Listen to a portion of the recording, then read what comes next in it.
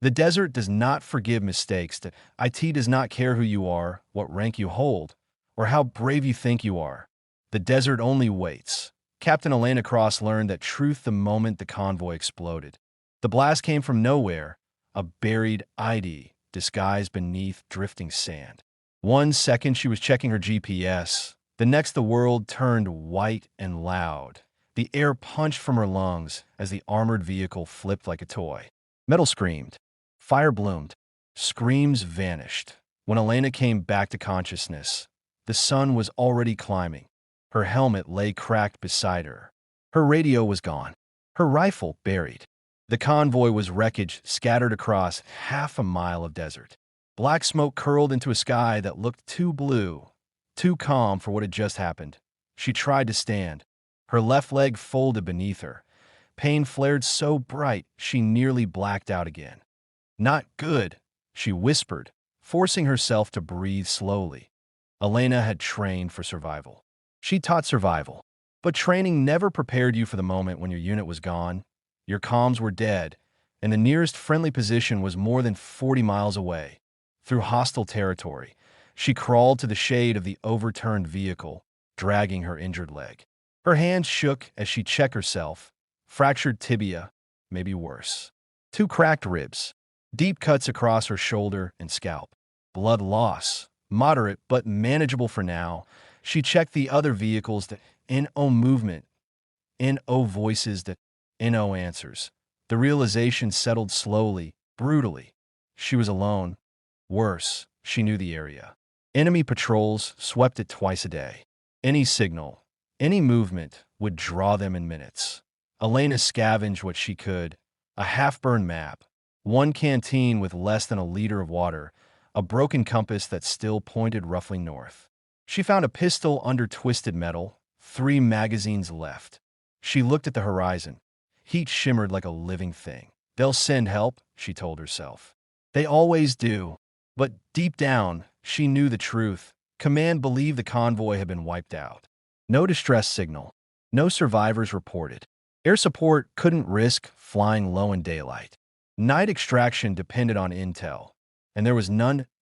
As the sun climbed, the desert began its slow execution. By noon, Elena's lips were cracked. Her vision blurred at the edges.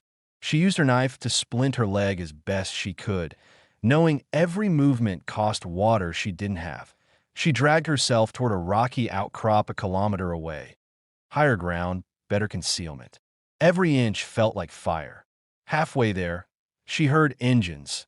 She froze. .2 pickup trucks appeared in the distance. Armed men standing in the beds, rifles slung casually. Enemy scouts. Elena pressed herself into the sand, heart pounding so hard it hurt her ribs. She covered her mouth to slow her breathing. The trucks passed close enough that she could hear laughter. They never saw her, but they would be backed up by late afternoon. Her canteen was empty. The desert changed color as the sun dipped, gold to copper to blood red. Shadows stretched like fingers. The heat faded, replaced by cold that sank straight into bone. Elena curled against the rocks, pulling her torn jacket tight. Her body shook, shock, dehydration, exhaustion. She thought of home. She thought of the soldiers she'd led, the promises she'd made to bring them back alive. "I'm not dying here," she whispered. Night came fast. The stars exploded across the sky. Brilliant, uncaring. Somewhere far away, gunfire echoed faintly. A reminder that the war didn't stop just because she was alone. She tried her radio one last time, holding the damaged antenna just right, static. Then, for half a second, something else, that a whisper of sound. Force, her breath caught. She tried again. Adjusted, held her breath. Nothing. The hope hurt worse than the pain. Hours passed. Her thoughts became slow, heavy. She rationed movement, rationed breath. She knew the signs: hypothermia creeping in, dehydration dragging her mind towards sleep she could not afford. Then she heard it. Not engines, footsteps, careful, controlled. Too disciplined to be enemy scouts, Elena's hand slid weakly to her pistol. A shadow moved against the stars. Then a voice, low and calm, in perfect English. "Captain Elena Cross." If you can hear me, don't move. Her vision filled with tears. Another figure appeared. Then another. Black silhouettes melting out of the night itself. Night vision goggles glowed, faintly green, that a patch caught moonlight on one man's shouldered Delta Force. The lead operator knelt beside her instantly, already checking her pulse, her injuries, speaking quietly into his mic. She's alive. Barely. Severe dehydration, compound leg fracture. Get the med kit. Elena tried to speak. Her throat burned. You're late, she croaked. The man smiled beneath his beard. Ma'am, he said softly, we never leave our own. As they stabilized her, she caught fragments of their conversation. A denied extraction order. Intel buried in bureaucracy. A decision made anyway that they'd come in without approval that on foot that 18 night. Through enemy territory. Because someone believed she was still alive at AS, they lifted her onto a stretcher. Flares suddenly erupted in the distance. Shouts. Engines roaring. Enemy patrols had spotted something. The Delta team moved instantly, silent, precise. One operator took point. Another laid suppressive fire without a single wasted round.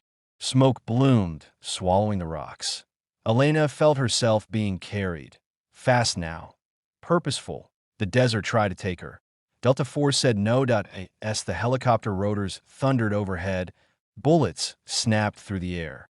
The team never broke formation, never panicked, never slowed. They loaded her aboard under fire.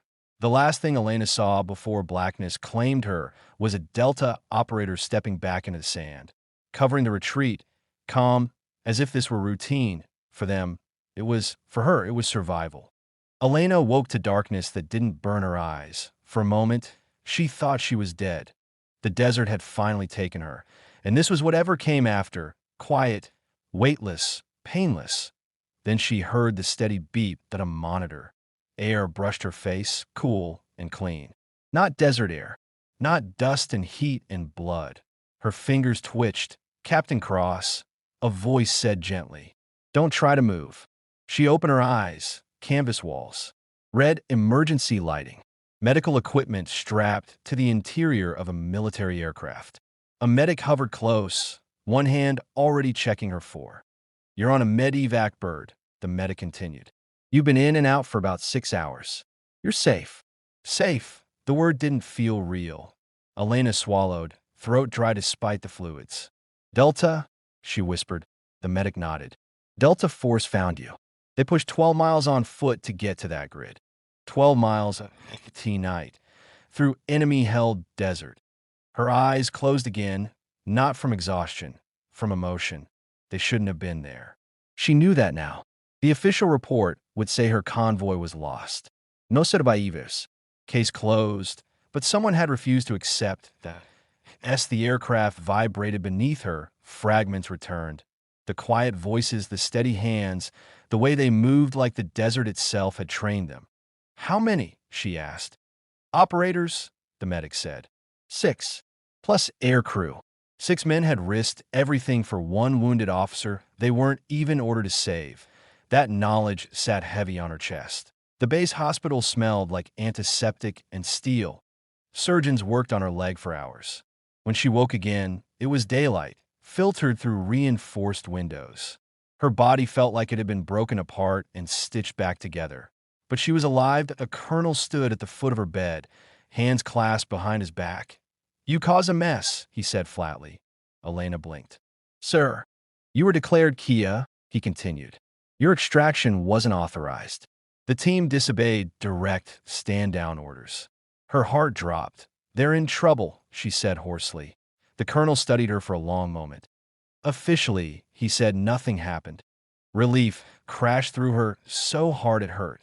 The paperwork says you were recovered by a routine patrol, he went on. No mention of Delta. No mention of unauthorized movement. She exhaled slowly. They saved my life. I know, the colonel said quietly. That's why this conversation never happened. He turned to leave, then paused. Captain Cross, next time someone tells you Delta Force doesn't exist, remember what they're capable of. Recovery was slow. Her leg took months to heal. The desert had damaged more than bone. kidneys strained from dehydration, nerves affected by exposure. There were nights she woke gasping, feeling sand in her mouth that wasn't there. Delta never visited. Not once. And no names. No handshakes. No quiet nods in hospital hallways. That was their way. But Elena didn't forget. When she returned stateside, the whispers followed her. Some said she was lucky. Some said she exaggerated what happened. A few suggested the story was impossible. Delta Force didn't conduct rescues like that. Not without orders. She let them talk. Then came the hearing at a closed-door session. Flags on the wall. Men and women who measured lives and decisions. They asked her to recount everything. She did. The silence afterward was long. Finally, one general leaned forward. Captain Cross, do you believe your survival was due to training or luck? Elena didn't hesitate. Neither, sir, she said. Then what? People, she answered. People who chose to act when they didn't have to. No one argued that a year later, Elena stood in a different desert. This one was controlled. Safe. A training range under a cloudless sky. New officers stood in formation, young and confident, unaware of how thin the line between control and chaos really was. Elena walked with a cane now. Not always, but on days when the old injury reminded her. She stopped in front of them. I want to tell you a story, she said. They listened. She spoke of heat and silence, of being left behind, not by betrayal, but by circumstance, of how survival wasn't about strength. It was about refusing to be forgotten. She didn't name Delta Force. She didn't need to. Someone once asked me what survival really means, Elena said, voice steady. It's not just living through something. It's knowing that even when the system fails, people won't. The recruits stood straighter. Somewhere, far away, 6 men would never hear those words. But they didn't need to. They already knew. Years later, Elena received a plain envelope. No return address.